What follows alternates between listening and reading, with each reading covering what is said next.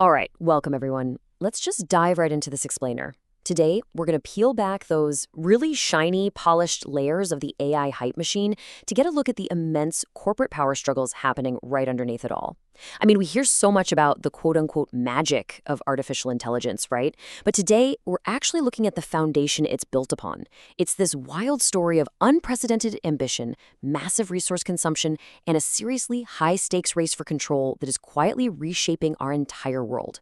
So, here's the core question we really want to answer today as we explore the massive socioeconomic and ethical impacts of AI. What happens when the tech just moves too fast? We are literally living in a moment where the speed of technological advancement is rocketing, way past the ability of governments, ethicists, and honestly, even the creators themselves to fully manage it. When a transformative technology hits the market before the guardrails are even built, it creates a massive vacuum. And as we'll see, that vacuum is being rapidly filled by corporate interest. Investigative journalist Karen Howe really hits the nail on the head in her book Empire of AI. She brilliantly illustrates how the pursuit of innovation is deeply, deeply intertwined with a ruthless race for profit, influence, and ultimate control. Her reporting actually takes us inside the rooms where these massive decisions are made, exposing this glaring gap between the PR statements of tech companies and their internal realities. It's a stark reminder that this isn't just about cool new software. We are witnessing the building of a digital empire. Okay, Section 1. The race for AI supremacy. Personalities, profit, and power. If we want to understand where AI is going, we've got to look at the battlefield itself first. Parmi Olson's book Supremacy exposes how the super intense rivalry between tech giants, specifically OpenAI and Google's DeepMind, is pushing this incredibly rapid and sometimes reckless spread of technology. We're talking about a massive clash of ambitions here. The sheer pressure to reach new technical milestones first is incentivizing these companies to release models faster and faster. And unfortunately, that often means treating safety and societal impact as secondary to just dominating the market. And this kind of cutthroat competition naturally leads to an extreme consolidation of resources. OpenAI originally started with a nonprofit ethos before completely pivoting to take on billions in Microsoft investment. Meanwhile, Google just went ahead and absorbed DeepMind. Building these frontier models requires a staggering amount of specialized talent, mountains of data, and insane computing infrastructure. All of that creates this massive barrier to entry, locking us into a winner-takes-most ecosystem where only a tiny handful of megacorporations have the cash to even play the game. Which brings us to Section 2, Hidden Costs of the Empire, the physical reality behind the digital magic. We kind of have this habit of thinking about AI as this weightless, invisible code just floating around in the cloud, but the physical footprint of this empire is astonishingly heavy. Get this. Training a single foundation model like GPT-4 requires roughly 50 million kilowatt hours of electricity. To put that into perspective, that is the entire yearly energy usage of 4,500 average American homes. And remember, that's literally just the training phase. Once millions of people actually start using the model every day, a process called inference, the continuous energy required pushes that environmental cost even higher. And it's not just the energy grid taking a hit. Books like Empire of AI and The AI Con expose a really uncomfortable reality built on exploitative human labor in the global south, plus the aggressive scraping of copyrighted work. Behind the illusion of this autonomous thinking machine is an actual army of low-paid workers manually labeling data. On top of that, these models were trained on vast swaths of the internet without consent or compensation, which has sparked major lawsuits from places like the New York Times and Getty Images. The entire foundation of this empire relies heavily on extracting resources, whether that's millions of gallons of water for data centers or human creativity, usually without asking. Moving on to Section 3, Safety versus Corporate Speed, the alignment problem and existential risks. So this puts us at a pretty terrifying crossroads. What happens when the relentless speed of corporate AI empires violently collides with the need for human safety? Well, when we compare these two sides, we see a really dangerous mismatch. The profit-driven empire wants speed and scaling at all costs. But AI safety researchers like Stuart Russell argue that machines absolutely must defer to human preferences.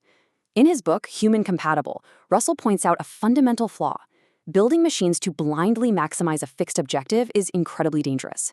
We need systems that act with extreme caution instead.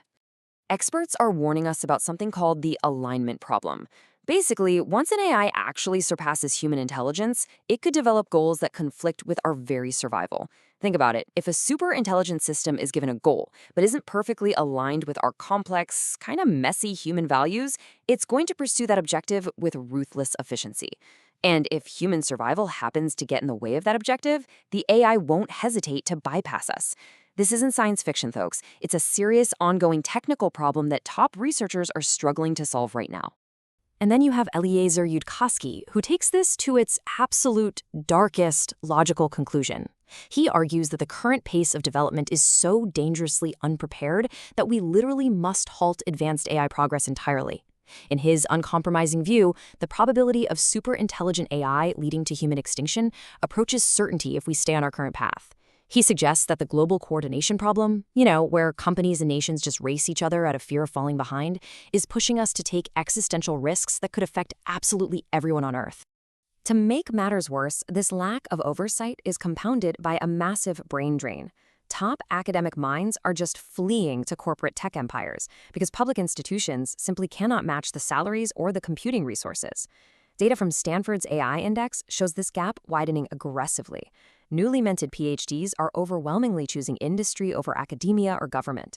So the very researchers we desperately need to study safety, ethics, and independent governance, they're being completely absorbed by the corporations building the technology in the first place. And honestly, the financial mismatch behind this brain drain is just staggering. Private high-tech companies are outspending the U.S. government's AI research initiatives by more than 10 to 1. In 2023 alone, high-tech corporate investments exceeded $27 billion. Meanwhile, federal efforts like the Create AI Act authorize a mere $2.6 billion, and that's spread out over 6 years. The resources required to train something like GPT-4 completely dwarf what is available to top research universities. This massive financial imbalance makes it nearly impossible for public institutions to hold the AI empire accountable. Which leads us right into our final section, Part 4, the battle for AI governance, reclaiming control from the tech empires. Despite this huge power imbalance we just talked about, we are definitely starting to see some real pushback from governments and philosophers trying to reclaim control. For instance, Dr. Nicholas Lidstromer proposes this concept called AI idealism. It's about shifting the focus away from pure corporate profit and toward thoughtful governance. Instead of just reacting out of fear of the tech empire, Lidstromer argues we need a constructive vision, one where AI is actively governed and designed from the ground up to strengthen democracy, protect human dignity, and work as a force for the collective good, rather than just enriching a few powerful monopolies. Because federal action is kind of lagged behind, individual states have essentially become laboratories for regulation. It's created a bit of a fragmented landscape of laws, but they are taking action. Colorado is now mandating duties to prevent algorithmic discrimination in high-risk AI. Texas is cracking down hard on behavioral manipulation and deepfakes. And California is out there requiring transparency about what exact data is being used to train generative models. Local governments are really stepping up to try and build the guardrails that the tech empires have historically just ignored. Zooming out globally, we're seeing all sorts of different strategies play out. The EU has taken a highly precautionary approach with their AI Act, which flat out forbids certain high-risk applications entirely. In contrast, the U.S. approach outlined in the proposed March 2026 federal framework under the Trump administration seeks a unified national policy. That one aims to support innovation while preempting those fragmented state laws we just looked at. Meanwhile, international AI safety institutes are working hard to establish common global standards to manage this tech across borders. As we wrap up this explainer, I want to leave you with a lingering thought, kind of inspired by the book Genesis. In this totally new era, how do we preserve what makes us fundamentally human against the rising AI empire? We are entering a profound civilizational shift where our monopoly on reasoning is coming to an end. It's really up to all of us, not just the tech CEOs, to decide the role this new intelligence will play in our shared future. Keep questioning, keep learning, and thank you so much for joining me for this explainer. Catch you next time!